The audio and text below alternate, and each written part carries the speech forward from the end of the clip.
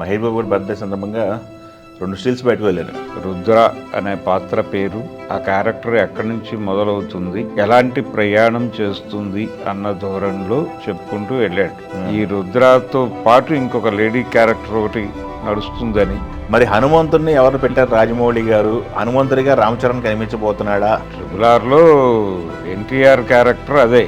తెర మీదకి రాని పౌరాణిక పాత్రలు చాలా ఇందులో కనిపించే అవకాశాలు ఉన్నాయి. ఇలాంటి రకరకాల అనుమానాలు క్రియేట్ చేసే పద్ధతిలో డిజైనింగ్ నడిచింది. విశ్వ ప్రయాణం అనటంలో వీళ్ళు ఆఫ్రికాలో షూట్ చేశారు, అంటార్కిటికా వెళ్ళారు. ఇప్పటి జీవితాలకే అప్పటి జీవితాలకు ఉన్న లింకులు ఆల్రెడీ మనకు కనిపిస్తూనే ఉన్నాయి. భరద్వాజ్ గారు, నిన్న మహేష్ బాబు గారి బర్త్డే సందర్భంగా 2 స్టిల్స్ బయటకు వెళ్ళారు. కాకపోతే వాళ్ళు ఏమనుకున్నారంటే, ఈ ఆల్రెడీ చూసేసాంగా స్టిల్స్, మహేష్ బాబు గారి లుక్, ఆ లుక్ వదులుతారేమో బయటికి. ఏది ఎపిక్ రాముడి గెటప్లు అలా ఏదైనా ఒక రివీల్ చేస్తారేమో అనుకున్నారు. కానీ ఈయన తెలివిగా రుద్ర అనే పాత్ర పేరు, ఆ క్యారెక్టర్ ఎక్కడి నుంచి మొదలవుతుంది, ఎలాంటి ప్రయాణం చేస్తుంది అన్న ధోరణిలో చెప్పుకుంటూ వెళ్ళాడు. నిన్న ఒక స్టేట్మెంట్ కూడా ఇచ్చాడు కదా రాజమౌళి గారు. అవును. అంటే కథకి సంబంధించి రకరకాల విషయాలు నడుస్తున్నాయి, చర్చలు. ఈ సినిమా కథ ఇలా ఉండబోతోంది, అలా ఉండబోతోంది అని నడుస్తోంది. కానీ అంటే ఇది ఒక సైన్స్ ఫిక్షన్ లెవెల్లో పెడుతుంది. ఒక గ్రహ శకలం ఏదో భూమండలాన్ని అంటే భూగ్రహాన్ని ఢీకొనేటువంటి పరిస్థితి, దీనివలన ప్రపంచవ్యాప్తంగా వినాశనం జరుగుతుందని, దాన్ని కంట్రోల్ చేయడానికి 2 క్యారెక్టర్లు బయలుదేరతాయని. అందులో ఒకటి మహేష్ బాబు క్యారెక్టరు, రెండోది ఇంకొక అంటే రుద్ర. ఈ రుద్రతో పాటు ఇంకొక లేడీ క్యారెక్టర్ ఒకటి నడుస్తుందని. అలా రకరకాల పద్ధతుల్లో కథనాలు వచ్చేస్తున్నాయి బయటికి. అంటే ఇంకోటి నడుస్తుంది ఇక్కడ, ఇంకోటి అఫ్కోర్స్ మీరు చెప్తున్న ఇది. ఇంకోటి ఏమన్నా నడుస్తుంది డిస్కషను, రాముడు ఉన్నాడు, ఓకే, రాముడు క్యారెక్టర్లో మహేష్ కనపడతాడు. మరి హనుమంతుడిని ఎవరు పెట్టారు? రాజమౌళి గారు. హనుమంతుడిగా రామ్ చరణ్ కనిపించబోతున్నాడా అని చెప్పేసి స్టార్ట్ అయిపోయింది. అంటే ఆల్రెడీ ఆయన ఇంతకు ముందు సినిమాలో కూడా ఆంజనేయ స్వామి రెఫరెన్స్ చూసాం మనం. ఏది ట్రిబుల్ ఆర్లో ఎన్టీఆర్ క్యారెక్టర్ అదే. ఆయన సినిమా చివరిలో వాళ్ళిద్దరినీ రామాంజనేయులుగానే పోర్ట్రేట్ చేస్తాడు. ఓకే. ఏది సెకండ్ హాఫ్ చివరికి వచ్చేసరికి ఎన్టీఆర్ భుజాల మీద నిలబడి ఆయన యుద్ధం చేయటం, ఆ సన్నివేశాలన్నీ ఆ పద్ధతిలో నడిపినవే. ఓకే. కాబట్టి ఆయన సింబలైజ్ చేసుకుంటూ వెళ్తాడు. ఆ క్యారెక్టర్లో ఎవరిని చూపిస్తాడు డెఫినెట్గా ఉంటుంది, లేకుండా వదిలిపెట్టాడు. అంటే జనం ఫీలింగ్స్ని నెగ్లెక్ట్ చేసి అయితే వెళ్ళడు రాజమౌళి. దాన్ని ఎక్కడో చోట తన స్టైల్లో అడాప్ట్ చేసుకుంటూ వెడతాడు. ఈయన చిన్నప్పటి నుంచి ఈ పిల్లల బొమ్మల రామాయణము ఇలాంటివన్నీ చదివేసిన బ్యాచ్ ఇదంతా. చదివేసి వీళ్ళ మెమరీస్లో రిజిస్టర్ అయిపోయినాయి చాలా క్యారెక్టర్లు. తెర మీదకి రాని పౌరాణిక పాత్రలు చాలా ఇందులో కనిపించే అవకాశాలు ఉన్నాయి. ఓకే. అందుకని ఒక కొత్త ఫీల్ కలిగిస్తాడు ఆయన అన్ని విధాలుగాను.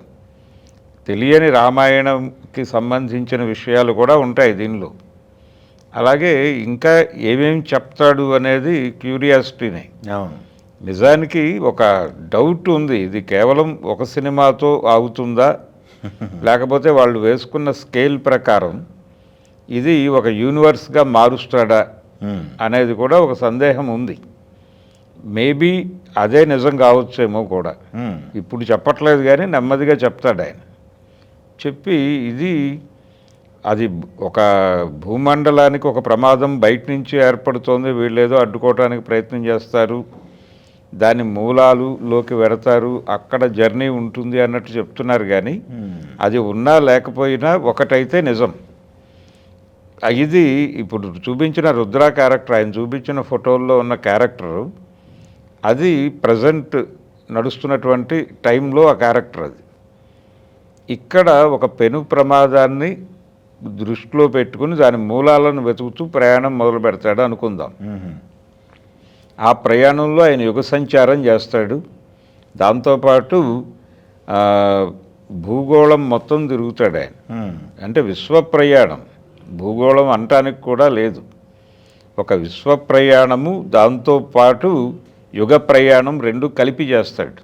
ఏదో యుగంలో జరిగిన తప్పు వల్ల ఈ యుగంలో ప్రమాదం వాటిల్లే అవకాశం ఉంది కాబట్టి ఆ యుగ ప్రయాణం జరిగి ఆ టోన్లో పెడుతుంది సినిమా. యుగ ప్రయాణం చేసి అక్కడ కరెక్ట్ చేసి వస్తారు ఆయనకి. అంతే, ఆ లెవెల్లో నడుస్తుంది కథ. అంటే మనకి క్యారెక్టర్లు, వాటి పేర్లు, రెఫరెన్స్లు కూడా అలాగే కనిపిస్తున్నాయి. పృథ్వీరాజ్ సుకుమార్ అని పేరు కుంభ అన్నారు. ఆ కుంభ అనేవాడు ఎక్కడి నుంచి వచ్చింది? ఆ క్యారెక్టర్ పేరు కుంభనికుంభులు, కుంభకర్ణుడి పిల్లలు వాళ్ళు. ఆ క్యారెక్టర్లు మళ్ళీ వచ్చి ఉంటే ఇలాంటి రకరకాల అనుమానాలు క్రియేట్ చేసే పద్ధతిలో డిజైనింగ్ నడిచింది. అదేలేండి. అందుకని దీని తాలూకా మూలాల్లోకి వెళ్ళినప్పుడు అక్కడ కథ ఓపెన్ చేస్తాడు.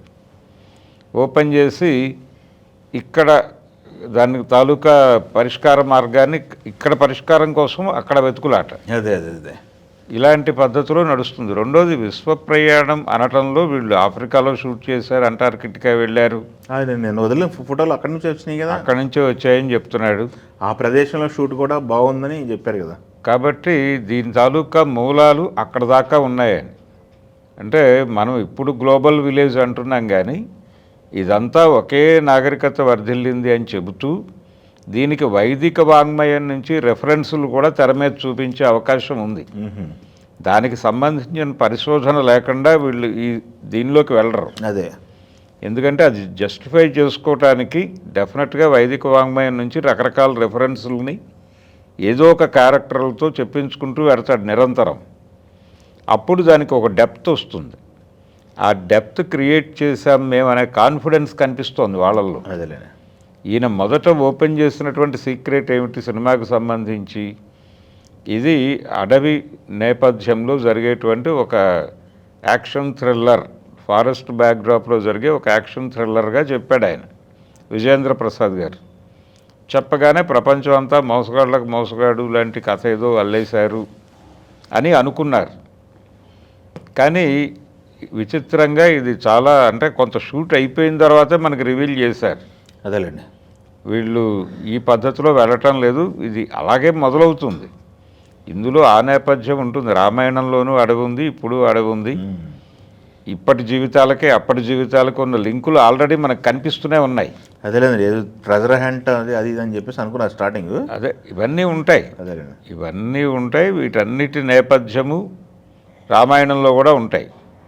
ఈ రెండింటినీ లింక్ చేస్తూ నడపటం అనేది ఇక్కడ జరిగేటువంటి ప్రక్రియ.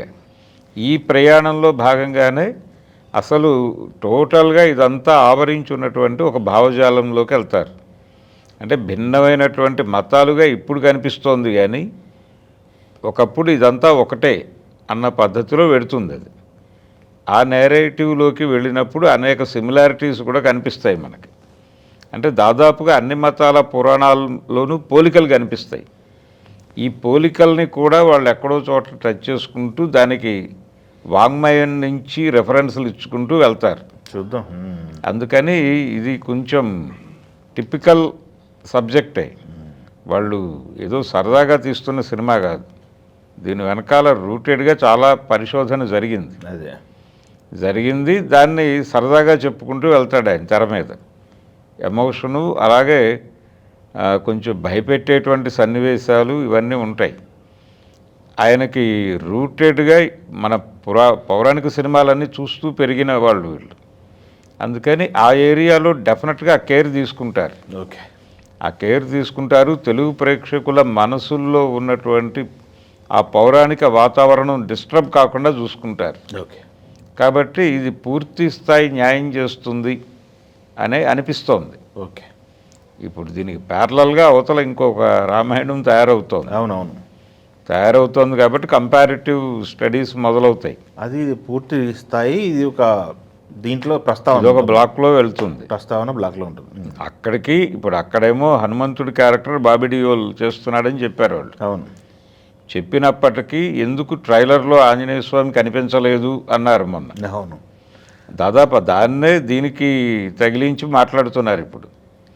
మరి ఇక్కడ ఆంజనేయ స్వామి పాత్ర ఎవరు చేస్తున్నారో ఇప్పటివరకు చెప్పలేదేమిటి అని చెప్తారు నెమ్మదిగా. ఓకే. కానీ ఆ క్యారెక్టర్ ఉంటుందనే విషయం అయితే వాళ్ళు ఎస్టాబ్లిష్ చేశారు. అదేలేండి ఆ విజువల్. ఆ విజువల్ స్టేట్మెంట్లో చెప్పాడు ఆయన. మనకు ఆ చూపించిన దానిలో ఆంజనేయ స్వామి ఇది కనిపించింది. ఆ తోకకి కనెక్ట్ అయ్యి వాళ్ళందరూ పడిపోతున్నటువంటి అవును. షార్ట్లు అవి కనిపించినాయి. అందుకని అది డిజైన్ చేయడానికి వాళ్ళకి 3 నెలలు ఎంతో టైం పట్టిందని చెప్పారు. అదే అందుకని డెఫినెట్గా ఆంజనేయ స్వామి క్యారెక్టర్ కూడా ఉంటుంది. అదే ఉంటుంది. ఎవరు చేస్తారు ఏంటి అనేది నెమ్మదిగా చెప్తాడు ఆయన. అదే. ఎలా ఉండబోతోంది అనేది. Okay, thank you. ఝన్ ఝన్ ఝన్ తెలుగు వన్